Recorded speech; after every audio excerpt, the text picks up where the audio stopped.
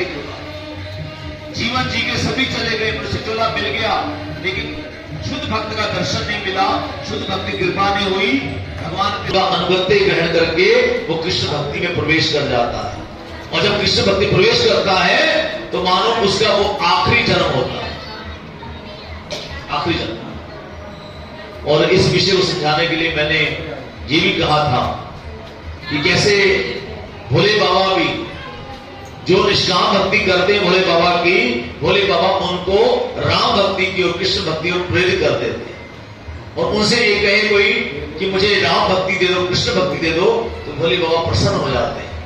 ऐसे ही मां दुर्गा के सामने अगर कोई उनकी भक्ति करते हुए ये प्रार्थना करे कि हे मां, मुझे मेरा कल्याण करके मुझे भक्ति की ओर बढ़ाइए, कि ये राम भक्ति के लिए प्रार्थना कर रहा है, तो हनुमान जी महाराज भी उसको राम भक्ति का नाम दे देते हैं। अब देखिए, इस्कॉन के एक डिवोटी हैं, उन्होंने अपने जीवन का कि कैसे मैं भगवान श्री कृष्ण का भक्त बना।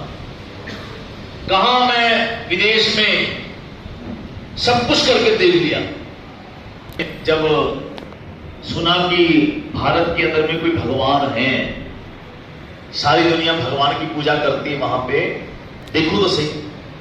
तो कहते सबसे पहले मैं भोले बाबा के मंदिर में गया। जब भोले बाबा के मंदिर में गया, शिवलिंग का दर्शन किया और भोले बाबा का दर्शन किया, तो क्या देखा, भोले बाबा के पास त्रिशूल है और वो किसी का ध्यान कर रहे हैं।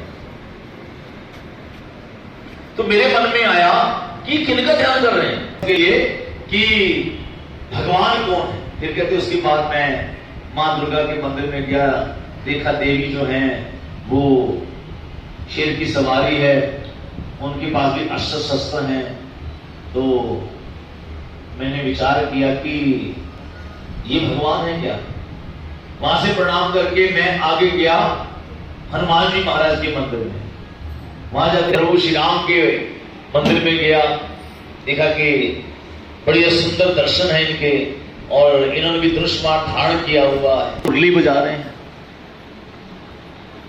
मुरली बजा रहे हैं। कहते मेरे को मन में क्या लगा कि मैं जहां भी गया वो किसी ना किसी का ध्यान कर रहे थे। पास में कोई ना कोई उनके अस्त्र शस्त्र था, कोई हनुमान जी के पास भी उनकी गदा थी, और मां दुर्गा भी शेर पर सवार थे, उनके भी अस्त्र शस्त्र थे, और भोले बाबा के पास भी त्रिशूल था, और भोले बाबा भी किसी ध्यान कर रहे थे।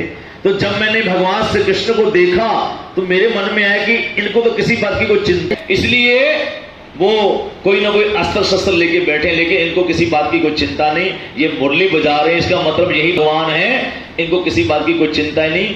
सारी सृष्टि अपने आप ही चल रही है, बस अपनी मुरली वादन में लगे हुए हैं। मतलब उसने अपना एक दृष्टिकोण दिया कि वास्तव में एकमात्र सबके आधार, और कहते अहमस्य जगतो माता धाता पिता महा, कि मैं ही जगत का पिता हूं, मैं ही जगत की माता हूं।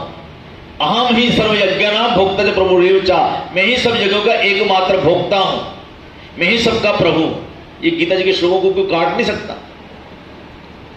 और भगवान श्री कृष्ण यहां तक कह दिए मत्त परतरम न अन्नद किंचित अस्ति धनंजया, हे पार्थ, हे अर्जुन, मेरे से ऊपर। और भगवान श्री कृष्ण फिर कहते हैं गीता जी में अर्जुन को, हे पार्थ,